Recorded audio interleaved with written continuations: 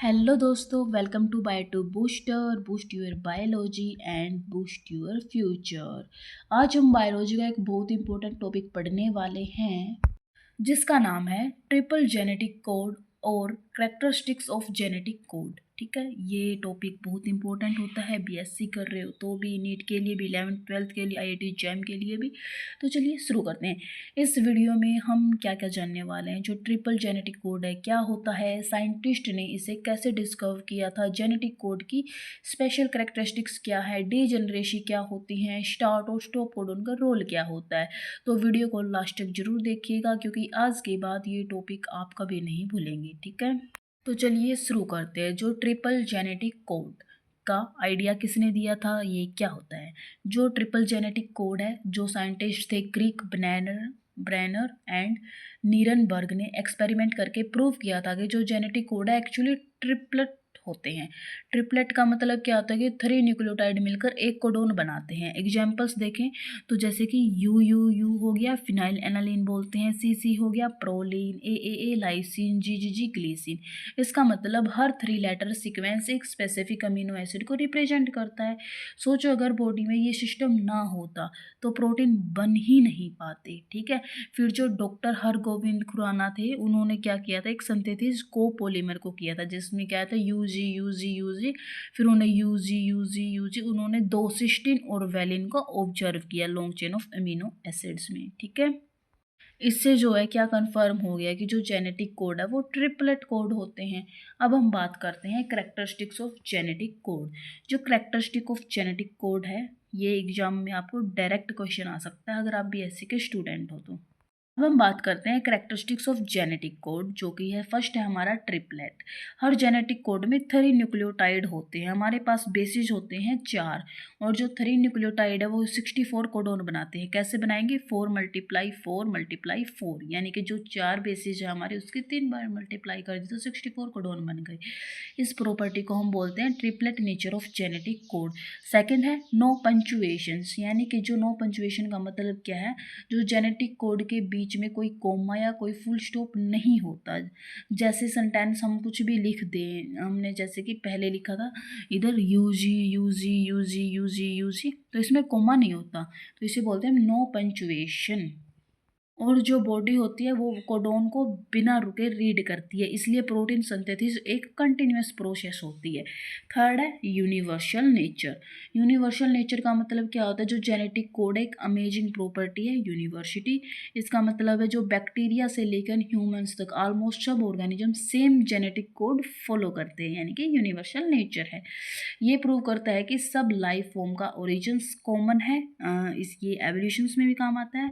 Exceptions आ जाते हैं इसमें माइटोकॉन्ड्रियल डीएनए और पैरामीशियम, इनमें थोड़ा वेरिएशंस मिलता है। अगर एक्सेप्शंस ना होते तो साइंस ही नहीं होती ना। तो 4th नंबर पे आ जाता है non overlapping code. Non overlapping का मतलब होता है कि एक न्यूक्लियोटाइड सिर्फ एक कोडोन का पार्ट होता है।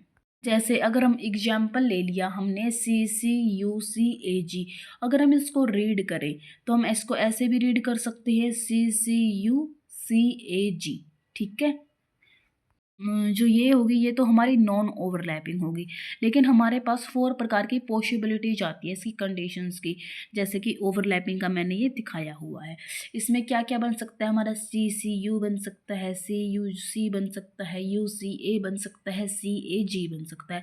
अगर ओवरलैपिंग होता तो एक बेस पेयर जो मल्टीपल कोडोन में आता और प्रोटीन स्ट्रक्चर टोटली चेंज हो जाती, इसलिए बॉडी जो है नॉन ओवरलैपिंग सिस्टम को यूज करती है। ठीक है, फॉर एक्यूरेसी के लिए। अब हम आते हैं 5th पॉइंट पे, जो कि है डीजेनरेसी, या इसको बोल सकते हैं degeneracy of genetic code.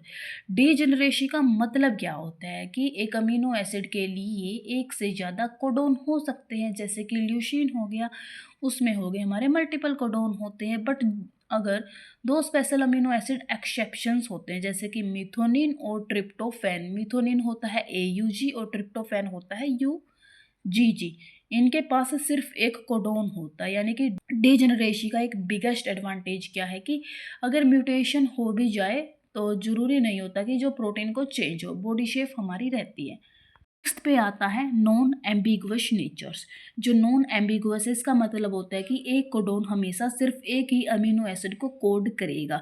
Example की बात करें, AUG हमेशा मिथोनिन बनाएगा, कभी किसी और अमीनो एसिड को नहीं करेगा। ठीक है, इससे कंफ्यूजन नहीं होती ड्यूरिंग प्रोटीन सिंथेसिस में। 7th पे आता है हमारा टर्मिनेशन कोडोन या स्टॉप कोडोन।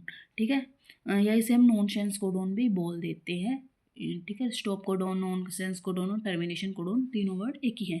इनमें 3 होते हैं, हमने पिछली क्लास में बात की थी। जो UAA है ओक्रे, UAG एम्बर और UGA एप्पल। ठीक है, इनका जो काम है प्रोटीन सिंथेसिस को स्टॉप करना होता है। जैसे रेस को फिनिश लाइन हो गई या फुल स्टॉप हो गया किसी सेंटेंस में, वो काम होता है। 8th पे आता है हमारा इनिशिएशन कोडोन या स्टार्ट कोडोन। AUG है वो मोस्ट कॉमन कोडोन होता है स्टार्ट कोडोन का। प्रोटीन बनाना कहाँ से स्टार्ट होगी उसे बोलते हैं स्टार्ट कोडोन। मोस्ट कॉमन है हमारा AUG, और AUG को नाम क्या देते हैं, मिथोनिन अमीनो एसिड को कोड करता है। ठीक है, कभी कभी जो बैक्टीरिया में है GUG भी स्टार्ट कोडोन हो सकता है।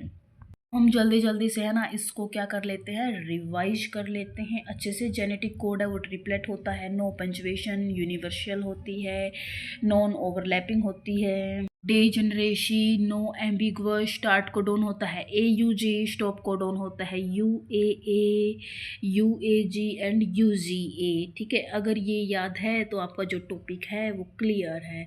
उम्मीद है आपको ट्रिपलेट, जेनेटिक कोड और उसके करैक्टरिस्टिक परफेक्टली समझ आ गए होंगे। अगर वीडियो हेल्पफुल लगी हो तो लाइक करें, शेयर करें, सब्सक्राइब करें और कमेंट करके बताइए कि नेक्स्ट वीडियो में मैं आपको बायोलॉजी का कौन सा टॉपिक ला के दूँ। एंड मिलते हैं नेक्स्ट वीडियो में। Thank you for learning with bio to booster. Keep studying, keep growing.